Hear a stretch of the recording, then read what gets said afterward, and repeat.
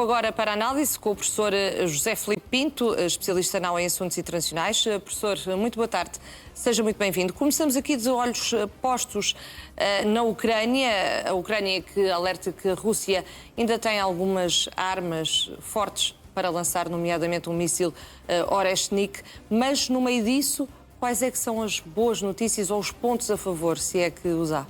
Muito boa tarde, Vânia, boa tarde também aos nossos telespectadores. Temos boas e más notícias para a Ucrânia. Vamos começar pelas boas. As boas, primeira notícia, a peça acabou de falar que o FMI vai desbloquear mais uma tranche de 600 milhões de euros. E é evidente que a Ucrânia, depois de receber o dinheiro da União Europeia, que foi desbloqueado depois das eleições na Hungria, precisa deste dinheiro. Esse já explicarei porquê. Depois, uma outra boa notícia, prende-se com a situação na Crimeia. Eu fiz, com a ajuda da inteligência artificial, um mapa que está aqui e que mostra claramente o quê? Que a Ucrânia está a procurar isolar a Crimeia, que, como nós sabemos, foi ocupada pela Rússia em 2014. E que sempre todos demos como perdida para o lado ucraniano. Entendeu-se que a situação a negociar era no Donbass, mas que a Crimeia seria russa. A situação agora está um pouco diferente. E porquê? Porque a Crimeia é uma península, e como é uma península tem de estar ligada e está ligada por pontes tanto ao território da Ucrânia como ao território da Ucrânia que está ocupado pela Rússia, como ao território da Rússia. Ora, acontece que os drones ucranianos têm estado a bombardear estas pontes. E ao bombardear estas pontes, isolam e transformam a Crimeia, que é uma península, numa ilha. O que é que acontece? Isto levanta problemas a dois níveis. Um primeiro problema, começa a haver falta de alimentos, falta de bens de primeira necessidade na Ucrânia, nas prateleiras dos supermercados da Ucrânia. Começa a haver falta de combustível. E há um dado importante. Só na Segunda Guerra Mundial é que eu conheço uma situação semelhante. O que é que aconteceu?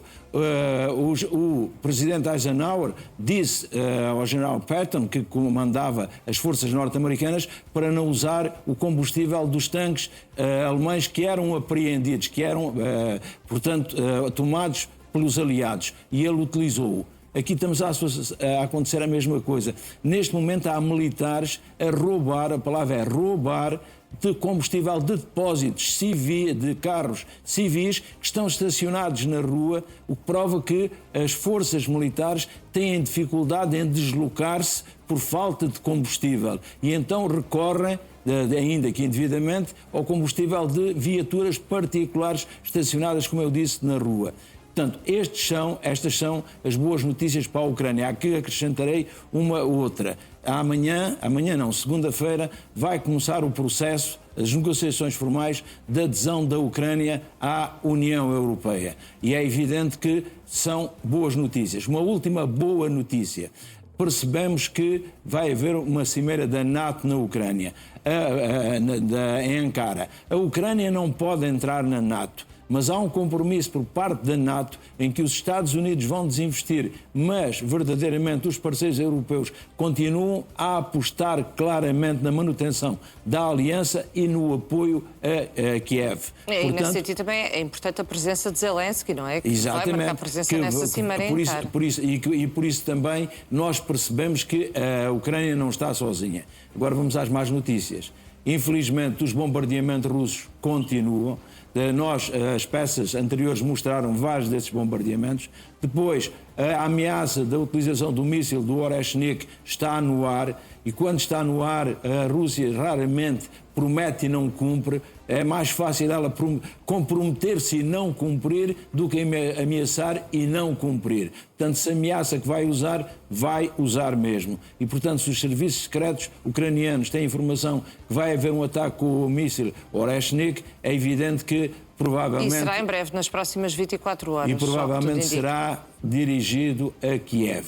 E nós percebemos o impacto que isso tem na população, mas também no poder político de Kiev.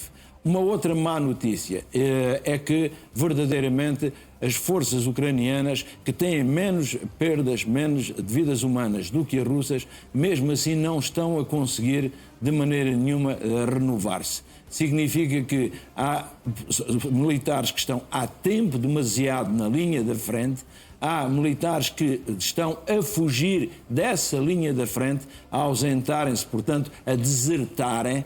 Aí depois houve uma campanha para tentar recrutar mais, começou em 2025, para tentar recrutar mais militares, oferecendo melhores condições. E o que é que acontece? Essa campanha foi um fracasso. Repare, neste momento está a prometer, o governo ucraniano está a prometer o triplo do salário aos militares que ficarem na linha da frente. Neste momento ganham 2.234 dólares, aliás, por mês. Vão passar a ganhar 6.700 dólares por mês. Para a vida na Ucrânia é uma fortuna. O problema que está é que é uma fortuna em troca de grande possibilidade de perda da vida. E depois, o que é que acontece? Não há um reabastecimento, não há uma recuperação deste ativo que é importante, apesar, portanto, de continuarmos a ter... eu trouxe uma outra imagem que mostra um ativo ucraniano, é um drone. E o que acontece, por acaso, penso que não é um drone, é um robô, mas os robôs e os drones fazem parte do quê? Daquilo que se chama a nova guerra, a guerra que verdadeiramente parece quase que dispensa o elemento militar, mas não dispensa. É evidente que os drones e, no caso aqui, os robôs alteraram completamente a situação, favoreceram muito uma ajuda grande, uma ajuda muito grande à parte ucraniana, mas há um problema. Continuamos a precisar de artilharia e de tropas de assalto. E o que é que acontece? Espera-se que a maioria, neste momento, quando houver agora a tentativa de renovar as tropas que estão na linha da frente, 30% a 50% serão soldados estrangeiros. O que significa que o elemento ucraniano mostra que não é só uma questão de patriotismo, é mais do que isso, é também dilapidar o capital humano. Por isso mesmo, os jovens ucranianos entre os 16 e os 24 anos não aceitaram serem incorporados, muito poucos aceitaram. E percebemos que de onde é que vêm estes soldados? Nós habituámos a que do lado russo vêm, por exemplo, da Coreia do Norte, mas vêm também enganados de África, prometendo-lhes que a cidadania russa e empregos, mas chegam lá, vão para a linha da frente. E da Ucrânia, de onde é que vêm? Vêm essencialmente da América Latina. A maioria dos combatentes estrangeiros que estão neste momento na Ucrânia são oriundos da América Latina. E vão a troco de quê? Vão a fugir à geografia da fome, à geografia da falta de oportunidades. Vão em busca de melhores condições de vida, evidente, com os riscos que isso implica. O problema é o grau de risco. E o grau de risco é que vão para que parte do conflito? Vão para aquilo que se chama a linha da frente, a linha zero, e vão sem preparação nenhuma. Não estamos a falar de mercenários, os mercenários vivem da guerra. Esta gente não tem alternativa e vai para a guerra procurando uma vida mais digna, como os nossos imigrantes foram, por exemplo, para a Europa à procura de melhores condições de vida. Aqui, muitas vezes, essas condições de vida transformam-se em morte. E porque é que continua a haver tanta gente a aceder, a tentar a sua sorte, a incorporar-se? Por uma razão muito simples, porque não têm alternativas nos seus países de origem. E quando um exército, na parte da artilharia, é composto de 50% por tropas estrangeiras, que não são enviadas por respectivos países, mas que vão a título individual, que celebram contratos com o governo ucraniano, isto faz-nos pensar que esta guerra já é uma guerra em que o patriotismo já começa a ficar à porta. Em termos reais, neste momento, a Ucrânia resiste pelo desenvolvimento tecnológico que conseguiu e, essencialmente, pelo apoio destes soldados estrangeiros que não estão ao serviço de nenhum país, que não fazem parte de um grupo, por exemplo, militar organizado. Não, são pessoas que veem na guerra uma forma de vida. e que, infelizmente, para muitos deles se transforma no meio de morte. E no caso desse míssil, se efetivamente for lançado, e o professor dizia, poderá ser lançado contra Kiev, com tudo o que isso implica, não é, professor? Porque Kiev tem muita população a viver lá e cada vez que vemos um ataque a Kiev é desastroso, não é? Vamos ver se desta vez não são atacadas embaixadas. Vamos ver. É que da última vez houve o cuidado russo de não atacar embaixadas, mas atacou zonas muito próximas das embaixadas. O que é que acontece? As embaixadas ficam muito junto daquela que é a sede do governo e do governo, dos órgãos do poder ucranianos, do governo e do parlamento, que é uma zona mais protegida. Mas nós sabemos que há muitas zonas, mesmo na cidade de Kiev, que não estão protegidas. São zonas civis. E também percebemos que, se agora, neste momento, a Ucrânia também já começa a atacar alvos civis, algo que verdadeiramente... Apesar de alegar a legítima defesa... Pois, mas é algo que, junto à opinião pública, colhe mal. Porquê? Porque durante muito tempo a Ucrânia apenas atingiu alvos militares, infraestruturas energéticas que apoiavam a guerra. Agora já começa também a atacar alvos civis e isso é uma decisão que mostra também algum do desespero da parte ucraniana, mas os russos desde o início nunca tiveram problemas. Atacaram sempre o quê? Alvos onde eles entendiam que queriam infringir baixas. Não se preocupavam se eram civis, se eram militares. E tinham sempre a mesma desculpa. Verdadeiramente isto é um bloco de apartamentos, mas há lá claramente serviços militares que estão lá, portanto, escondidos e que verdadeiramente a Ucrânia acabou por disseminar o elemento militar, escondendo entre o elemento civil. E por isso não há como atacar o elemento militar sem atingir também o elemento civil. Nós percebemos que essa foi a estratégia da Rússia, que nunca teve em conta que atacar populações civis, mesmo em tempo de guerra, é crime de guerra. Porque o direito não acaba quando começa uma guerra.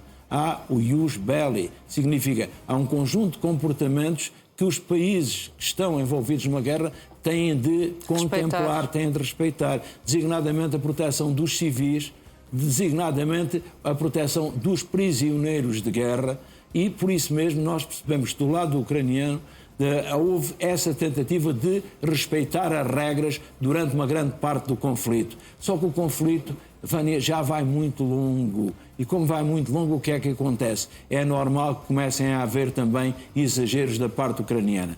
Da parte russa, estes exageros aconteceram desde o início. O que nós temos grandes dúvidas é que os responsáveis por estes crimes de guerra alguma vez se sentem em tribunal a responder por estes mesmos crimes. Mas o que é que ganharia a Rússia ao atacar agora embaixadas? Como é que fica também a Rússia em termos internacionais se o fizer, não é? Se levar esses ataques a cabo. Se atacar embaixadas, vai atacar embaixadas como um recado para que aqueles países cujas embaixadas que dão forem apoio atacados, à Ucrânia, esses... Exatamente, tenham mais cuidado no apoio que dão à Ucrânia. Porque para a Rússia, a Ucrânia só está a resistir, e isso é falso, é uma falácia, mas só está a resistir porque a União Europeia, a NATO e os Estados Unidos, portanto, estão ao lado da Ucrânia e continuam a alimentar a máquina de guerra ucraniana. Nós sabemos que o que mantém a Ucrânia na guerra é essencialmente a resiliência do seu povo. Depois é, por outro lado, o seu avanço tecnológico, principalmente no elemento drone, e depois, finalmente, é este elemento que eu expliquei, o combatente estrangeiro, que começou por ir por devoção, por simpatia com a causa ucraniana, posto do lado da vítima, mas que nós tivemos portugueses nessa situação, mas agora começa a haver a guerra, portanto, como modo de vida e, portanto, está a combater, tanto combateria do lado ucraniano como do lado russo, combateria do lado que lhe der mais. Não são mercenários no sentido próprio do termo, porque os mercenários, apesar de tudo, são profissionais da guerra. Estas pessoas que estão a serem incorporadas não são profissionais da guerra, são pessoas que não têm alternativas de empregos nas suas zonas, nos seus países.